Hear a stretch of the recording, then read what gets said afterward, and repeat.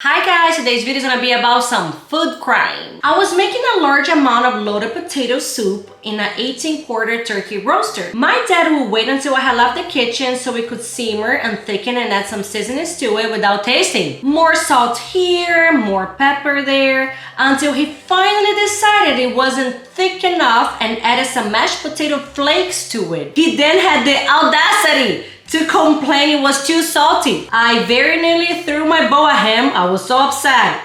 Never cooked at his house again. Salt, pepper, audacity. The hell? Mom once went to the trouble of making a ham and bean soup complete with ham bone during the cooking process. After we finished dinner, my dad drained all the broth down the sink just so it would fit into the Tupperware container he randomly chose to use. And that's how I divorced your dad. One Christmas, my grandfather's second wife is sneaking to the kitchen when my mother left the stove for a moment and added a bunch of water to her gumbo because she felt it was too thick. My mom cried. The instructions didn't say to add water, lady. What is wrong with you? My mother, since I was born, never used any garlic in any recipe.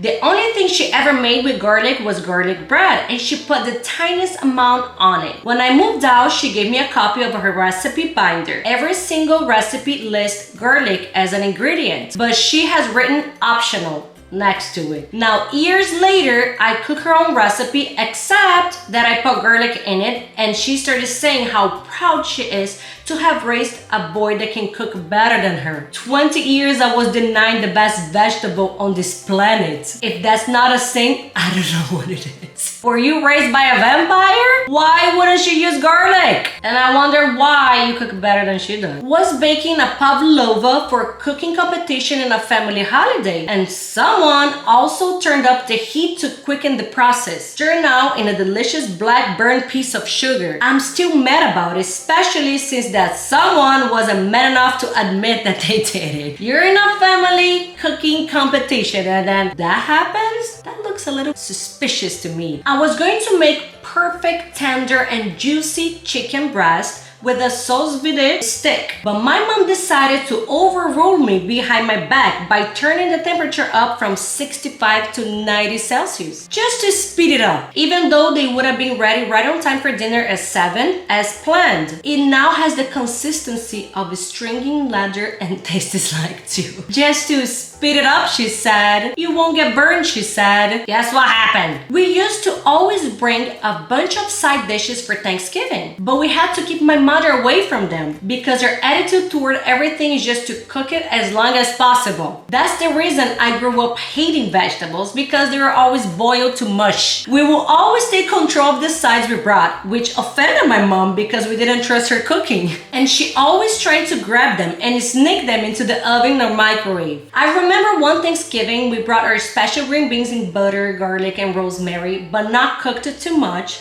so they would still have their snap. They just needed about 30-60 seconds in the microwave. So we're putting everything out on the table, and I realized that the green beans are missing. My mom tells me she put them in the microwave. How long ago? Oh, they still have a few minutes to go. They've only been there for about 8 minutes. So there were our beautiful fresh green beans, cooked to Never in my life have I ever cooked anything in the microwave for 8 minutes. Not even a frozen meat. Wow. I was cooking a prime rib. I used the method of blasting at 500 for 30 minutes and then shutting off the oven and letting it coast without opening the door for a couple of hours. I was very clear not to use the oven and put a sign on the oven door to not open. My son decided that he needed to cook a frozen pizza because he was hungry. Turned the oven on at 425 and cooked his pizza for 15 minutes. Took it out and did not shut off the oven. Well. Guess who is out of the well now? Cilantro. It tastes like soap to me. When my mom lived with me, anytime I tried to cook something, she would sneak cilantro in it, knowing that I wouldn't eat it. More for her.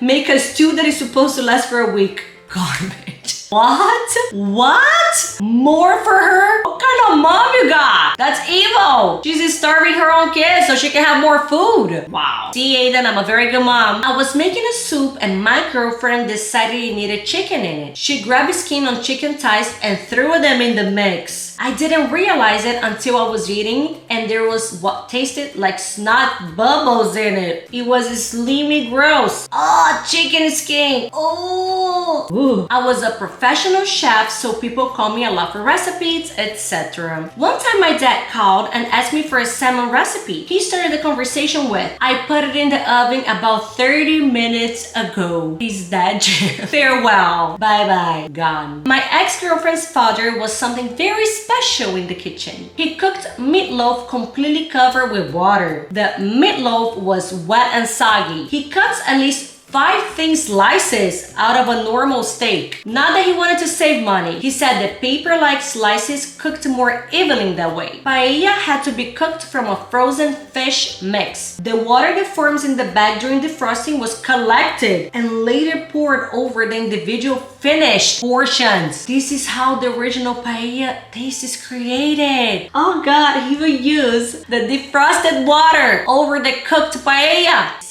Well-meaning family member hacked into my perfectly puffed up sweet potato souffle, turning it like she was tilling a garden, turning my work of art into a plain old stir-up casserole. I just wanted to make sure the heat was evenly distributed. I will cry! Don't ever mess with a sweet potato pie! I had some leftover Passover wine and decided to do a thing. I sauteed mushrooms and tomatoes into it, built up a nice sauce for my fancy pasta dish. Boyfriend goes behind my back and adds amaretto coffee creamer. Well, his idea was to thicken up the sauce, and I didn't have cream, so he figured being cooked with wine, the amaretto would be a compliment. That shit was disgusting. I took only a couple bites.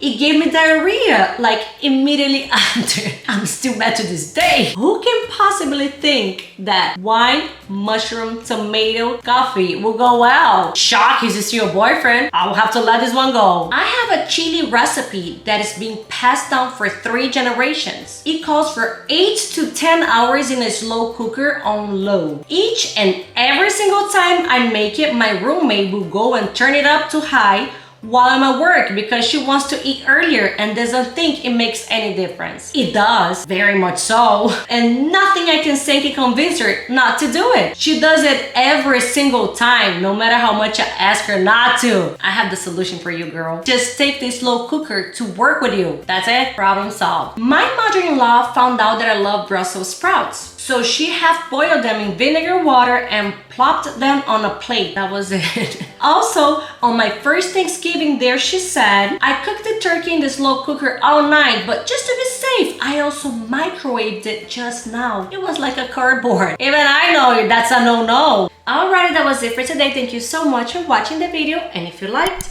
press the button.